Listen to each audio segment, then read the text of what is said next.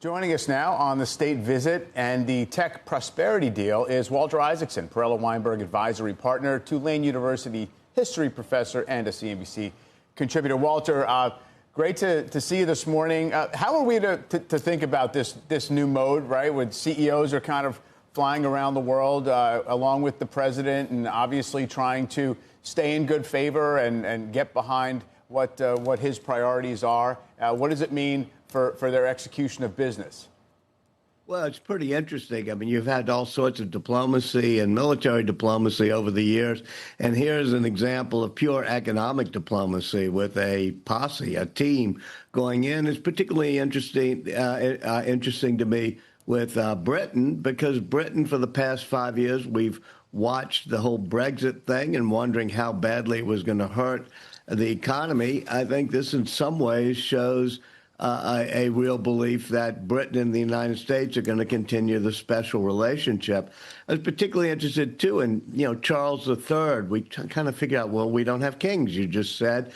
It's interesting to watch how Charles III actually now seems to have a role to play, especially when it comes to getting President Trump to Windsor Castle, convening in a time when Britain has an incredibly unstable political system under Keir Starmer. The king has shown himself to be somebody who can be a stabilizing force. I mean, the implications of that, though, of not just this type of diplomacy and maybe some, nudges to invest in the UK and form stronger bonds, but also, we've been talking about this NVIDIA Intel deal. We don't know, of course, what role, if there was a direct role, the government might have played. But clearly, Intel has been now sanctioned by the government as sort of a national champion. And it's obvious NVIDIA, $5 billion for NVIDIA, not a lot of money. For Intel, it's a significant gesture. So we have the U.S. government having a claim potentially on some NVIDIA and AMD revenue of sales to China. I mean, how messy does that get? I think it gets messy. I mean, we've always had a system of markets where we don't necessarily have the government choreographing investments between major companies. I think in President Trump, you have somebody who just loves making deals, loves being at the center of these things. But it certainly makes me uncomfortable that there's a lot of what you could call state capitalism here. Yeah. I mean, I guess, there's one way of thinking about it, which is the administration has solidified the lower tax rates for companies. They've encouraged greater capital spending by making this accelerated depreciation out there. In other words, it preserved a lot of advantages for American companies, and yet on the other side, want direct financial benefits coming out of it. At the same time, we're imposing tariffs. The administration brags about $300 billion in revenue from tariffs a year. That's taxes by another means. So it's kind of funny how, it's sort of, it's not so much offsetting, but it's interesting how there's kind of carrot and stick out there. Well, I was interested in Joe's questioning of Kevin Hassett, too, on this question of taking a cut from what NVIDIA, or trying to take a cut maybe from what Intel does, all of these things, especially if you're going to have chips trading to China. You got to figure out what are our national interests, our national strategic interests, and you don't necessarily want to mess that up by saying, oh, and let's make a little bit of a deal where we can get some money here.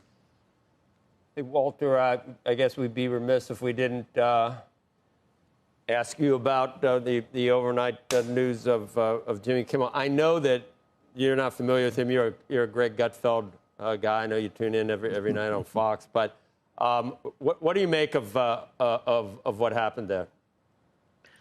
It's different. These are companies doing these things because they're feeling the pressure. We went through an era of cancel culture, where people on the left tried pretty hard to cancel.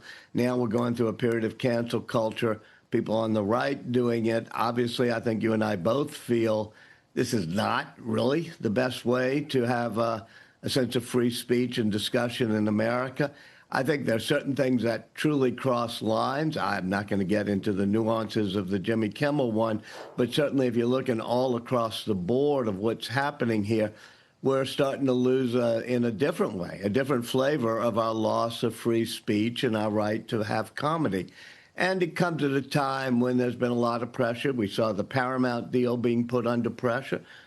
We see Trump announcing lawsuits just randomly now against the Disney Corporation.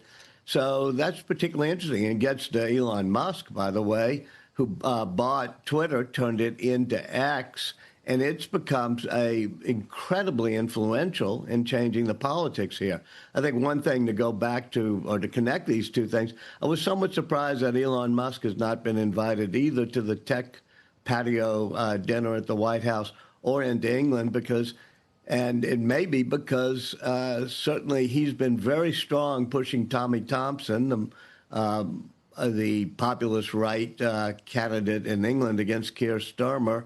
And so you're seeing this mix of media, politics, and the Trump administration playing favorites and changing favorites, I guess. If the FCC hadn't weighed in on Kimmel, and it was only Nexstar with all of its stations in the middle of this country that probably already weren't too enthralled with Jimmy Kimmel's brand of what, I guess it's humor. I don't even know what you call it. But let's say it was just Nexstar saying, look, this does not suit our viewers. He crossed the line here. What if it was the companies? What if it had nothing to do with the Trump administration? Companies are allowed to say. Absolutely. Companies have the right to. You work at CNBC. I've worked at many media companies. We had the right to decide who to put on, and we had the right to decide who served our audience best. But as you say, the FCC has kind of weighed in. Trump has kind of, I don't know if he weighed in exactly on Kimmel, but, we're seeing this pressure on government. It's the exact same thing that people were talking about where the Biden administration would sort of push and prod and try to get things done. As somebody who spent 40 years in the media, I kind of think that once again, it's not something where government should be choreographing it any more than they should be choreographing microchip sales and who gets which cut of them. 40 years in the media. So this is your fault. I think we can join together, Joe, and share the blame. We just celebrated our 30-year anniversary. Maybe it's both our faults, just from either side. Walter. The fault is not in our stars; it's in us, Joe. It's exactly. Who knows what lurks in the mind of men?